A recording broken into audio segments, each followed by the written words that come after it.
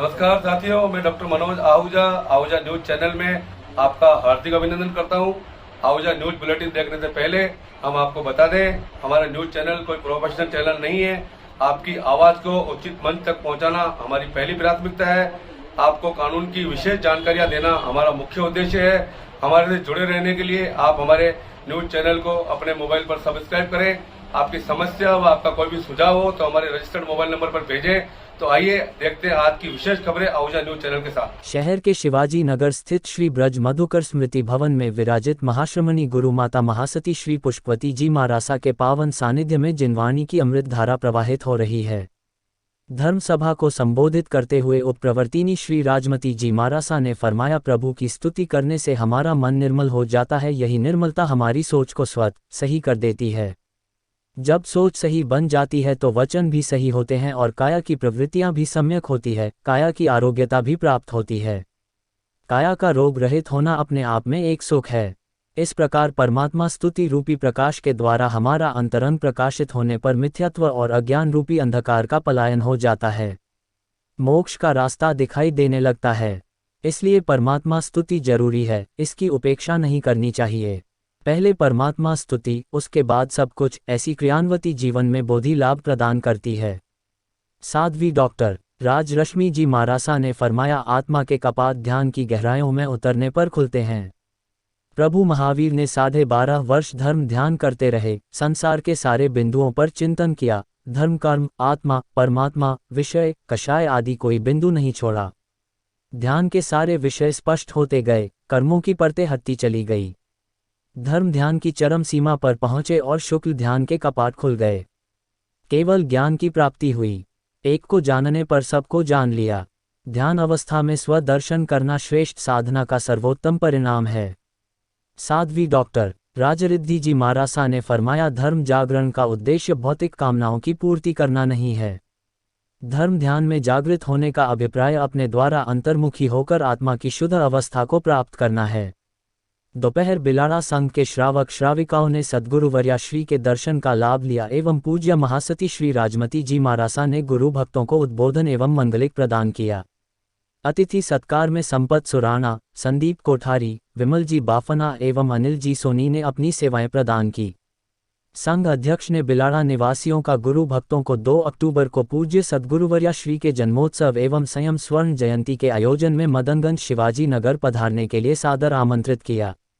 प्रश्नोत्तरी पुरस्कार एवं वात्सल्य प्रभावना का लाभ गुप्त महानुभाव ने लिया। तपस्या का क्रम जारी है। आज़ादी के अमृत महोत्सव के तहत दयानंद महाविद्यालय में आज अजमेर जिले के शहीद परिवारों को सम्मानित किया जाएगा। एनसीसी अधिकारी लेफ्टिनेंट डॉक्टर संत कुमार ने बताया कि 11 राजस्थान बटालियन एनसीसी यूनिट के तत्वावधान में एनसीसी निदेशालय नई दिल्ली उपनिदेशक राष्ट्रीय कैडेट कोर राजस्थान के निर्देशानुसार आज़ादी के अमृत महोत्सव के तहत शहीद परिवारों को सम्मानित किया जाएगा। यह सम्मान कार्यक्रम दयानंद महाविद्यालय अजमेर के सभागार में आयोजित किया जाएगा, जिसमें अजमेर जिले के 45 शहीद के परिवारों को सम्मान स्वरूप केंद्र सरकार रक्षा मंत्रालय से प्राप्त स्मृति चिन्ह प्रदान किए जाएंगे। इस अवसर पर कार्यक्रम के मुख्य अतिथि संभागीय आयुक्त अजमेर श्री भंवर लाल मेहरा होंगे। उन्होंने बताया कि कार्यक्रम में मुख्य अतिथि श्री भंवर लाल मेहरा, संभागीय आयुक्त Ajmer 11 Rajasthan battalion NCC unit के कमान अधिकारी कर्नल बीपी फर्नांडिस, प्रशासनिक अधिकारी ले कर्नल वाईएस चौहान, महाविद्यालय प्राचार्य डॉक्टर लक्ष्मीकांत शहीदों के चित्र के समक्ष माल्यार्पण कर पुष्प अर्पित करेंगे। तत्पश्चात शहीद परिवारों के सदस्यों को मंच पर मुख्य अतिथि संभागीय आयुक्त द्वारा स्मृति चिन्ह प्रदान कर सम्मानित किया जाएगा। कार्यक्रम में राष्ट्रीय cadet corps 11 Rajasthan battalion NCC unit के कैडेट शहीद परिवारों को सम्मान स्वरूप पायलटिंग करते हुए कार्यक्रम स्थल तक स्थान ग्रहण करवाएंगे।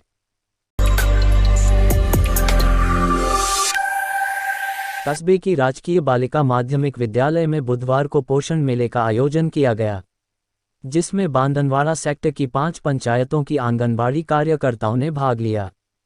कार्यक्रम में महिला पर्यवेक्षक सुश्री मीरा बुंदेल के निर्देशानुसार इस मेले का आयोजन किया गया था, जिसके अंतर्गत विभिन्न प्रकार के व्यंजनों की प्रदर्शनी लगाई गई। कार्यक्रम का शुभारंभ महिला विकास अधिकारी गौतम ऋषि मीना तथा सरपंच पुत्र विक्रम सिंह जी राठौड़ की अध्यक्षता में किया गया।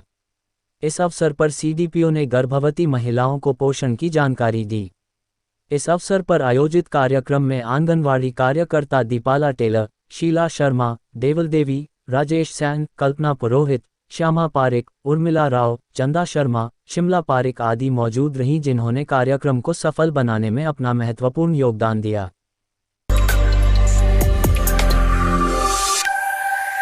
कस्बे के निकटवर्ती ग्राम बरली में घर घर जाकर ट्रैक्टर कचरा संग्रहित करेंगे और उसे कचरा निश्चित जगह तक पहुंचाएंगे।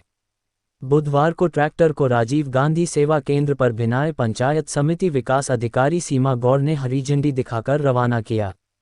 विकास अधिकारी गौड़ ने ठोस एवं तरल कचरा प्रबंधन के विषय में जानकारी दी। खुले में शौच जाने के दुष्प्रभाव, कचरा सार्वजनिक स्थानों पर फेंकने, स्वयं अपने स्तर पर कचरे का निष्पादन करने, किचन गार्डन की विस्तृत जानकारी के साथ स्वच्छता कथाओं कहानियों के माध्यम से जानकारी दी एवं सामुदायिक स्वच्छता परिसर निरंतर उपयोग पर चर्चा के साथ घर घर कचरा संग्रहण का शुभारंभ किया गया। बरली सरपंच महेंद्र खटीक ने कहा कि आप लोग चाहें तो गांव के ऊपर लगा गंदगी का दाग धुल सकता है। ग्राम पंचायत में सफाई के लिए हमें सभी वर्ग से सहयोग चाहिए। शासकीय अमले के साथ हमें भी मेहनत करनी होगी। सभी वार्ड पंचों की जिम्मेदारी है कि वे सुबह 5:30 बजे सोकर उठें और वार्डों का भ्रमण करें। वे यह देखें कि कहाँ कचरा साफ नहीं हुआ। उन्हें अगर एसडीएम से मदद चाहिए तो वह भी मिलेगी और हमारी ज़रूरत है तो हम भी वार्डों में भ्रमण करने के लिए तैयार हैं। वहीं उपसरपंच गीता देवी प्रजापत ने कहा कि वार्डों में अगर वार्ड पंच सक्रिय हो जाएंगे तो सफाई अभियान को गति मिलेगी।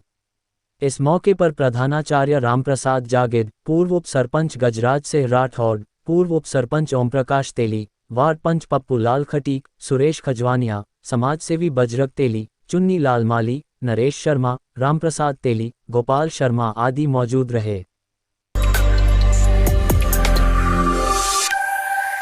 कस्बे के निकटवर्ती ग्राम देवलिया कला किसान सेवा केंद्र में किसानों को रबी फसल के रखरखाव, प्रोडक्शन बढ़ाने के लिए बुधवार को 1 दिवसीय प्रशिक्षण दिया गया।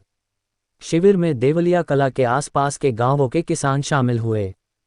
सहायक कृषि अधिकारी कृष्ण गोपाल वैष्णव ने रबी फसलों में सभी पोषक तत्व प्रबंधन तकनीकी की आधुनिक जानकारी देते हुए फसलों में पोषक तत्व के संतुलन रखने के लिए मिट्टी परीक्षण के आधार पर उर्वरकों का प्रयोग करने की सलाह दी। शिविर में व्याख्याता किशन स्वरूप शर्मा, गोपाल जोशी ने किसानों को प्रशिक्षण दिया। व्याख्याता किशन स्वरूप शर्मा ने किसानों को रबी में बोई जाने वाली फसलों की प्रमाणित किस्मों, बीज उपचार, भूमि उपचार, समय पर बुवाई व क्रांतिक अवस्था पर सिंचाई, प्रधानमंत्री फसल बीमा योजना, मृदा स्वास्थ्य कार्ड योजना, जैविक खेती, फव्वारा सिंचाई आदि के बारे में किसानों को जानकारी दी। इसके साथ ही गोपाल जोशी ने वर्मी कंपोस्ट, सुपर कंपोस्ट की जानकारी दी एवं पोषक तत्व के रूप में पूर्व जिप्सम का उपयोग आदि के बारे में भी जानकारी दी। कृषि पर्यवेक्षक दशरथ सिंह राठौड़ ने कृषि विभाग की योजनाओं जैसे राज किसान साथी पोर्टल के बारे में विस्तृत जानकारी दी। इस दौरान सुरेश शर्मा, दुष्यंत सेन, महावीर तेली, रमेश यादव, रामस्वरूप रैगर सहित 30 किसानों ने भाग लिया। राजस्थान अधिवक्ता कल्याण निधि संशोधन विधेयक पारित होने पर आज संयुक्त अधिवक्ता महासंघ के अजमेर संभागीय अध्यक्ष एडवोकेट डॉक्टर मनोज आहूजा ने प्रदेश के मुख्यमंत्री का आभार जताया है। राजस्थान के अधिवक्ताओं की संस्था बार काउंसिल ऑफ राजस्थान के सचिव राजेंद्र पाल मलिक ने बताया कि आज राजस्थान अधिवक्ता कल्याण निधि संशोधन विधेयक को राजस्थान विधानसभा में पारित कर दिया गया है, जिसके अनुसार अब राजस्थान अधिवक्ता कल्याण कोष अधिनियम के सदस्य अधिवक्ताओं को मृत्यु उपरांत उनके आश्रितों को न्यूनतम 2.5 लाख रुपए के स्थान पर 8 लाख रुपए प्रदान किए जाएंगे। इसी प्रकार से बीमारी पर सदस्य को 40,000 रुपये की जगह 1 लाख रुपये एवं गंभीर बीमारी में 1 लाख की जगह 3 लाख रुपये की अनुग्रह राशि प्रदान की जाएगी। संशोधन से पूर्व सदस्य अधिवक्ता 5 वर्षों में एक बार बीमारी में अनुग्रह राशि प्राप्त कर सकता था, जिसे घटाकर अब 3 वर्ष कर दिया गया है। सदस्य अधिवक्ताओं के द्वारा सेवानिवृत्ति लेने पर संशोधन से पहले 40 वर्ष की सदस्यता पर 5,30,000 रुपये की राशि थी, जिसे बढ़ाकर अब 15 लाख रुपये कर दी गई है। लेकिन साथ ही साथ कल्याण कोष में बढ़ने वाले वित्तीय भार को देखते हुए इस कोष की राशि में बढ़ोतरी हेतु वेलफेयर टिकट की राशि की कीमत 25 रुपये से बढ़ाकर जिला न्यायालयों के स्तर तक 100 रुपये एवं राजस्थान उच्च न्यायालय में 200 रुपये कर दी गई है। इसी तरह कल्याण कोष में सदस्यता प्रवेश राशि 400 रुपये से बढ़ाकर 800 रुपये की गई है। सदस्यों द्वारा जमा करवाई जाने वाली वार्षिक राशि 5 वर्ष तक की वकालत वालों की 300 रुपये से बढ़ाकर 500 रुपये तथा 5 वर्ष से 10 वर्ष तक की वकालत वालों की 750 से बढ़ाकर 1500 रुपये एवं 10 वर्ष तथा इससे अधिक की वकालत वालों की 1250 रुपये से बढ़ाकर 2500 रुपये कर दी गई है। कल्याण कोष में आजीवन चंदा राशि 17,500 रुपये से बढ़ाकर 1 लाख रुपये कर दी गई है।